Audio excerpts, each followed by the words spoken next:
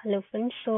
आज हम डिस्कस करने वाले हैं distribution functions in terms of energy and momentum. अभी तक का हमारा जो डिस्कशन था that is related to distribution function कि डिस्ट्रीब्यूशन फंक्शन को हम जो है कैसे लिख सकते हैं। हमने डिस्ट्रीब्यूशन फंक्शन पहले लिखा कि रो जो है दो मटेरियल के लिए, दो सबसिस्टम के लिए, that is distribution function for two subsystems is rho 1 and rho 2. Okay, अब हमारा जो ओवरऑल टॉक है वो क्या है, डिस्ट्रीब्यूशन फंक्शन को जानना। ओके, कि डिस्ट्रीब्यूशन फंक्शन अगर कोई सिस्टम ले लिया मैंने, तो इसके अंदर जो फर्दर सब सिस्टम हमारे पास, यहाँ देखिए आप, ये सब सिस्टम है। इस तरह से मैं और सब सिस्टम भी यहाँ कंसिडर कर सकती हूँ, यहाँ पे छोटे छोटे ये। ओके, तो इन फर्दर जो सब सिस्टम्स हैं इनका डिस्ट्रीब्यूशन फंक्शन कैसा होगा। ओके, और डिस्ट्रीब्यूशन फंक्शन क्या है, एक तरह की प्रोबेबिलिटी है। ओके, एक तरह की डेंसिटी है कि एक डेंसिटी ले ली मैंने कोई एक सिस्टम के अंदर जाके, सब सिस्टम के अंदर जाके मैंने एक छोटा सा वॉल्यूम एलिमेंट ले लिया और उसमें मुझे जानना है कि मेरे जो पार्टिकल हैं वो किस तरह से डिस्ट्रीब्यूटेड हैं। ओके, तो अब मैंने क्या करना है, हमारा जो ओवरऑल यहाँ पे कंक्लूजन अगर हम कहें तो हमारा कंक्लूजन ये है कि हमने जो डिस्ट्रीब्यूशन फंक्शन है किसी सब सिस्टम के लिए वो कैसे लिखे। ओके, अभी तक हमने डिस्ट्रीब्यूशन फंक्शन जाना कि दो सब सिस्टम के लिए इस तरह से लिखा जाता है, but further if I include the energy term, momentum term, then what will the distribution function. Okay, तो आज का हमारा जो ओवरऑल टॉक है वो डिस्ट्रीब्यूशन फंक्शन के ऊपर है, that is totally based on energy and momentum. Okay, energy एक टर्म है, मोमेंटम में आप लीनियर मोमेंटम भी लोगे और एंगुलर मोमेंटम भी। ओके, तो फर्दर हमारा जो सिस्टम है कंप्लीटली एंड सब सिस्टम्स, इनको हम इस तरह से देख सकते हैं। एक पिक्चर है मेरे पास, that is this picture. Fine, so ये पिक्चर मेरे पास है। ये पिक्चर क्या बता रही है कि मेरे पास सिस्टम्स हैं, number of systems S1 S2 S3 S4, और फर्दर इन सिस्टम्स में क्या है, सब सिस्टम्स हैं। कंसीडर कर लेते हैं हम ये पहले वाला। ओके, ये फर्स्ट है, इसमें सारे सिस्टम्स जो हैं एक दूसरे के साथ क्या है, इंसुलेटेड हैं ये, और एक दूसरे के साथ क्या कर रहे हैं, ये कंडक्ट नहीं करेंगे। ओके, फर्दर मैंने जब सब सिस्टम का स्टडी करना है मान लीजिए, तो फर्दर सब सिस्टम में जो है इनकी प्रॉपर्टीज जो है, इंट्रैक्शन है कि नहीं है, क्वाजी है कि कैसे है, क्लोज है कि कैसे है, ये जो है ये डिफरेंट डिफरेंट रहेगा। Okay, so let us start, that is our theorem, that was Liouville's theorem. और ये थ्योरम क्या कहती थी कि that is, if I write a function, distribution function in terms of P and Q, then it will be constant to a trajectory, to a phase trajectory. मतलब क्या हुआ इसका, मान लीजिए मैंने एक वॉल्यूम लिया और इस वॉल्यूम में मैंने चेक किया कि मेरे जो मूवमेंट है पॉइंट्स का जो मूवमेंट है, ओके, वो क्या हो रहा है एक टाइम के लिए, very short interval of time के लिए, ठीक है, डेल्टा टी ले लिया मैंने यहाँ। ओके, तो शॉर्ट इंटरवल ऑफ टाइम के लिए जब देखा गया इसको, तो इसका जो ट्रेजेक्ट्री था, ओके, जो ट्रेजेक्ट्री है इसका वो क्या है, कांस्टेंट है। Okay, phase trajectory that is constant. तो कांस्टेंट का मतलब ये हुआ, अगर इसका कांस्टेंट है ट्रेजेक्ट्री, मींस ये जो डिस्ट्रीब्यूशन फंक्शन है इसको हम क्या कह सकते हैं, that is, this is integral of motion, integral of motion. अब इंटीग्रल ऑफ मोशन क्या होता है जी, इंटीग्रल ऑफ मोशन की अगर आप डेफिनेशन सर्च करो तो इंटीग्रल ऑफ मोशन ये बताता है कि a function of the coordinates which is constant along a trajectory in phase space. Okay, again वही डेफिनेशन है ये, जो मैं अभी कांस्टेंट ये थ्योरम की बात कर रही थी वही है ये कि अ फंक्शन, यहाँ लिख देती हूँ मैं, a function of the coordinate, a function of the coordinate which is constant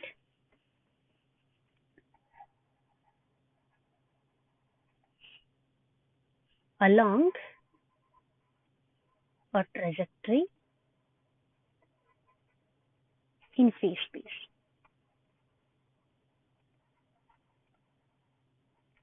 Okay, in phase space. तो अभी इसको हम कह लेंगे कि हमारा जो मोशन है ये इंटेग्रल ऑफ मोशन है, that means a system in along a trajectory have a integral of motion that is constant along a phase space. Okay, now अगर ये क्या है, इंटेग्रल ऑफ मोशन किसी सब सिस्टम के लिए कह रही हूं मैं, ओके ये मेरे पास एक सिस्टम है और इसमें सिस्टम के अंदर फर्दर क्या है, सब सिस्टम्स है, ओके सब सिस्टम्स। तो इस सब सिस्टम में मैंने चेक किया, इस सब सिस्टम के लिए कंसीडर, इस सब सिस्टम के लिए मैं चेक कर दी हूँ, तो ये सब सिस्टम जो है इसका जो इंटेग्रल ऑफ मोशन होगा, ओके हो सकता है वो इससे अलग हो, इस सब सिस्टम के लिए अलग हो, इस सब सिस्टम के लिए अलग हो, इसके लिए अलग, इसके लिए अलग, इसके लिए अलग, सबके लिए अलग अलग हो सकता है इंटेग्रल ऑफ मोशन। ओके, इसका मतलब ये है कि एक सब सिस्टम, सॉरी एक सिंगल सिस्टम में क्या हो सकता है, डिफरेंट इंटेग्रल ऑफ मोशन हो सकता है। इंटेग्रल, ये मैं हाफ लिख रही हूँ इसको, इंटेग्रल ऑफ मोशन हो सकते हैं। ओके, क्योंकि क्या है यहाँ पे प्रोबेबिलिटीज डिस्ट्रीब्यूशन फंक्शन अगर मैं लूँ यहाँ पे ρ1 दैट इज ρ2 ρ3 ρ4, ओके तो ये डिस्ट्रीब्यूशन फंक्शन जो है वो अलग अलग होगा। ओके, तो इनका इंटेग्रल ऑफ मोशन जो होगा वो भी क्या हो सकता है, डिफरेंट हो सकता है। सो इसके लिए मैंने क्या किया, लेट अस कंसीडर टू सब सिस्टम्स, ओके और उनका हमने क्या देखना है कि डिस्ट्रीब्यूशन फंक्शन किस तरह से लिखा जाएगा। दो सब सिस्टम्स का अगेन एक जैसे यहाँ पे किया है हमने, दो सब सिस्टम्स लिए और उनका distribution function, then integral of motion का इन दोनों पे क्या रहेगा, कैसे लिखा जाएगा, इसको हम जानेंगे अभी कि कैसे इसको किया जा सकता है। तो इसके लिए सबसे पहले हम क्या करेंगे, यहाँ पे ये पिक्चर जो है, यहाँ पे ये पिक्चर दिखा रही है, that is this picture is a system having large number of सब सिस्टम्स। ओके, इसमें बहुत सारी सब सिस्टम्स है और सब सिस्टम में मैंने कंसीडर कर लेने हैं दो, यहाँ पे लेट अस कंसीडर 2 1 and 2 सब सिस्टम्स, फाइन। और इन दो सब सिस्टम्स में हैविंग डेंसिटी ρ1 and ρ2, ओके तो इनका डिस्ट्रीब्यूशन फंक्शन जैसे हमने पिछले वीडियो में भी देखा, डिस्ट्रीब्यूशन फंक्शन किस तरह से लिखा जा सकता है, that is ρ1 ρ12 is equal to ρ1 and ρ2, fine. Sir अगर मैं इनका लॉगरिथमिक लूं, if I take the logarithmic, then what will happen, log of ρ12 is equal to log of ρ1 plus log of ρ2। Okay, तो अभी तक हमने क्या कहा कि जो हमारे डिस्ट्रीब्यूशन फंक्शन थे वो क्या थे, कांस्टेंट ऑफ मोशन या फिर integral of motion,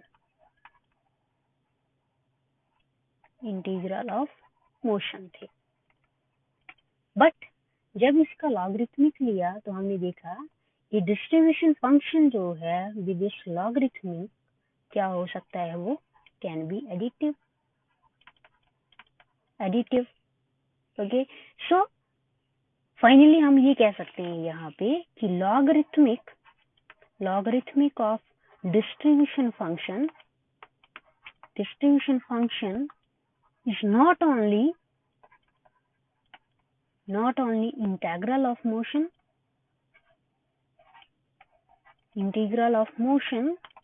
but also additive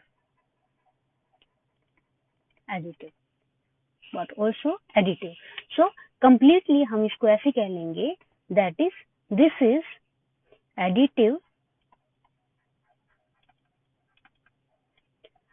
integral of motion.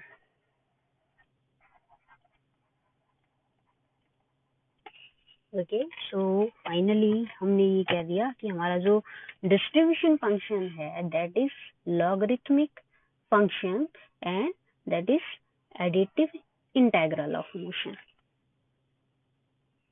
Okay so अगर एडिटिव है तो स्टैटिस्टिकल मैकेनिक्स क्या कहती है कि एडिटिव इंटीग्रल ऑफ मोशन जो है ओके हमने अपने सिस्टम जो है उसको क्या करना है हमने उसका डिस्ट्रीब्यूशन फंक्शन अगेन मैं एम्फेसाइज करती हूँ यहाँ पे हमारा जो ओवरऑल चैप्टर वन में जो हमारा टारगेट है वो डिस्ट्रीब्यूशन फंक्शन को फाइंड करना है. ओके किसी एक सिस्टम में फर्दर सब सिस्टम का डिस्ट्रीब्यूशन फंक्शन जानना है हमें. ओके और इसी के लिए लगे हुए हम आर्टिकल 1 से. ओके अभी हमने क्या देखना है कि डिस्ट्रीब्यूशन फंक्शन में फर्दर एनर्जी और मोमेंटम भी आ रहा है और वो टर्म कहाँ से निकल के आई, कैसे इंक्लूड हुई term that is energy and momentum that is from additive integral of motion. क्योंकि जब हम अपना डिस्कशन जो है यहाँ तक पहुंचे एडिटिव इंटीग्रल ऑफ मोशन तक ओके ये करते आए एडिशन कर दिया इसका लॉगरिथमिक लेके ओके तो हमने जाना कि हमारा जो डिस्ट्रीब्यूशन फंक्शन है that is additive in nature additive integral of motion जिसको हम कहेंगे. तो इन स्टैटिस्टिक्स ओवरऑल हमारे पास सेवन क्या है 7 इन एडिटिव इंटीग्रल ऑफ मोशन है in total okay in total कितने हैं 7 एडिटिव इंटीग्रल ऑफ मोशन. इसके अलावा कोई है ही नहीं और सारी फिजिक्स जो है स्टैटिस्टिकल फिजिक्स जो है वो इसी पे इन्वॉल्व है 7 फंक्शंस पे 7 एडिटिव इंटीग्रल ऑफ मोशन के लिए. ओके तो वो 7 कौन कौन से हैं let us write here energy that is written EAPQ. Second is momentum.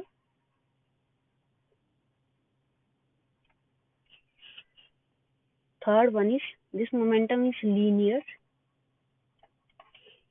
and linear momentum is written T of A PQ and third one is momentum that is angular momentum.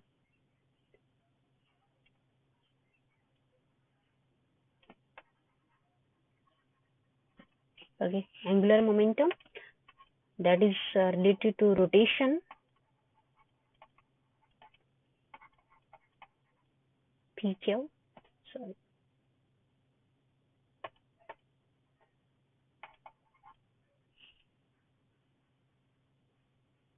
It's in YMA. Okay so इस तरह से denote करेंगे इनको. सो ये जो है आपका energy इसका 1 कंपोनेंट होगा 3 कंपोनेंट आपके लीनियर मोमेंटम के होंगे और 3 कंपोनेंट जो है वो एंगुलर मोमेंटम के होंगे साथ. ओके तो इस तरह से जो आपके एडिटिव इंटीग्रल ऑफ मोशन है वो कितने हैं नंबर आर 7 किस कौन से एक एनर्जी का 3 लीनियर के और 3 किसके हैं एंगुलर मोमेंटम के.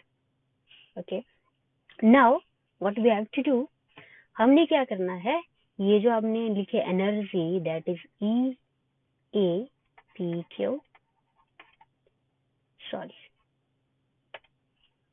EAPQ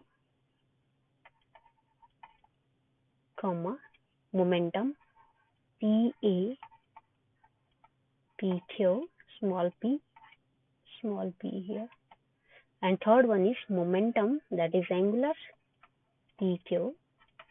ये जो टर्म्स हैं इनका हमने क्या करना है लीनियर कॉम्बिनेशन लिखना है.